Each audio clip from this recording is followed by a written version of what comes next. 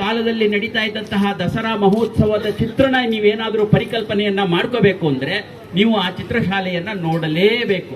ಅಷ್ಟು ಅದ್ಭುತವಾದಂತಹ, ಅಂದ್ರೆ ನೀವು ಶ್ರೀರಂಗಪಟ್ಟಣದಲ್ಲಿ ಏನು ದಸರಾ ನಡೀತಿತ್ತು ಅಂತ ಪರಿಕಲ್ಪನೆಯನ್ನ ಮಾಡ್ಕೋಬೇಕು, ಆ ಪರಿಕಲ್ಪನೆಗೆ ಮೂಲ ಇಲ್ಲಿದೆ. ಅದನ್ನ ನೀವು ನೋಡ್ಬೋದು. ಮತ್ತೆ ಇದೇ ಇದರೊಳಗಡೆ ಮುಮ್ಮಡಿ ಕೃಷ್ಣರಾಜ ಒಡೆಯರ ಕಾಲಘಟ್ಟದಲ್ಲಿ ಅವರಿಗೆ ಸಹಕಾರ ಮಾಡಿದಂತಹ ಆಡಳಿತದಲ್ಲಿ ಎಲ್ಲ ವ್ಯಕ್ತಿಗಳ ಪೋರ್ಟ್ರೈಟ್ಸ್ ಇದ್ದಾವೆ. ಸೊ ಇಂತಹ ಅದ್ಭುತವಾದಂತಹ ಒಂದು ಅರಮನೆಯನ್ನ ಇವತ್ತು ಮೈಸೂರು ಮಹಾರಾಜರ ವಂಶಸ್ಥರು ಜಯಚಾಮರಾಜೇಂದ್ರ ಆರ್ಟ್ ಗ್ಯಾಲರಿನ ಒಂದು ಟ್ರಸ್ಟ್ ಅನ್ನ ಮಾಡಿಕೊಂಡು 1955ರಿಂದ ಇಲ್ಲಿ ಈ ಆರ್ಟ್ ಗ್ಯಾಲರಿ 1915ರಿಂದ ಇಲ್ಲಿ ಆರ್ಟ್ ಗ್ಯಾಲರಿ ನಡೀತಾ ಇದೆ. ನಂತರ ಇದು ಇವತ್ತಿನವರೆಗೂ ಮುಂದುವರ್ಕೊಂಡು ಬಂದಿದೆ.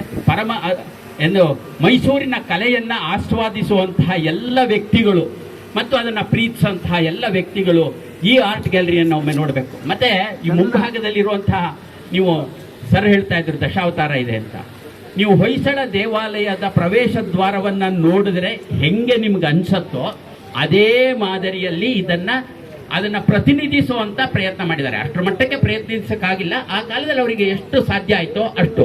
ಮೇಲೆ ಇರ್ತಕ್ಕಂತಹದ್ದು ತೋರಣ, ಆ ತೋರಣಕ್ಕೆ ಅವರು ಅಲ್ಲಿ ಮಕರ ತೋರಣವನ್ನ, ಯಾಳಿ ತೋರಣವನ್ನ ಮಾಡ್ತಾರೆ. ಆದ್ರೆ ಇಲ್ಲಿ ಇವರು ಗಿಡಗಳ ತೋರಣವನ್ನ ಮಾಡಿದ್ದಾರೆ. ಅದರ ಕೆಳಗಡೆ ಬಾಗಿಲಿದೆ, ಆ ಬಾಗಿಲಿನ ಸುತ್ತಲೂ ದಶಾವತಾರ ಇದೆ.